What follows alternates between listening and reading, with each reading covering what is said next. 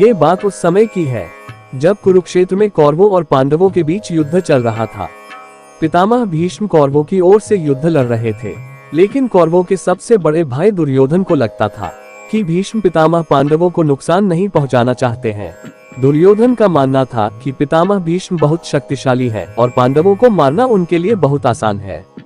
इसी सोच में डूबा दुर्योधन भीष्म पितामह के पास पहुंचा। दुर्योधन ने पितामह से कहा कि आप पांडवों को मारना नहीं चाहते, इसीलिए आप किसी शक्तिशाली हथियार का इस्तेमाल नहीं कर रहे हैं। दुर्योधन की बात सुनकर भीष्म पितामह बोले, अगर तुम्हें ऐसा लगता है तो मैं कल ही 5 पांडवों को मार गिराऊंगा। मेरे पास 5 चमत्कारी तीर हैं, जिनका उपयोग मैं कल युद्ध में करूंगा। भीष्म पितामह की बात सुनकर दुर्योधन बोला, मुझे आप पर भरोसा नहीं है, इसलिए आप ये 5 चमत्कारी तीर मुझे दे दीजिए, मैं इन्हें अपने कमरे में सुरक्षित रखूंगा। भीष्म ने वो 5 तीर दुर्योधन को दे दिए।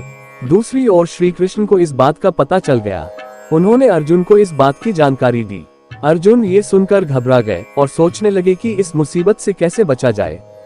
श्री कृष्ण ने अर्जुन को याद दिलाया कि एक बार तुमने दुर्योधन को गंधर्वों से बचाया था। तब दुर्योधन ने तुमसे कहा था कि इस एहसान के बदले तुम भविष्य में मुझसे कुछ भी मांग सकते हो। ये सही समय है, तुम दुर्योधन से वो 5 चमत्कारिक तीर मांग लाओ। इसी तरह तुम्हारी और तुम्हारे भाइयों की जान बच सकती है। अर्जुन को श्री कृष्ण की सलाह बिल्कुल सही लगी। उसे दुर्योधन का दिया वचन याद आ गया। ऐसा कहा जाता है कि उस समय सब अपने दिए गए वचन जरूर निभाते थे। वचन तोड़ना नियम के खिलाफ माना जाता था। अर्जुन ने जब दुर्योधन को उसका दिया वचन याद दिलाया और 5 तीर मांगे तो दुर्योधन मना नहीं कर सका। दुर्योधन ने अपना वचन निभाया और वो तीर अर्जुन को दे दिए। इस तरह श्री कृष्ण ने अपने भक्त पांडवों की रक्षा की।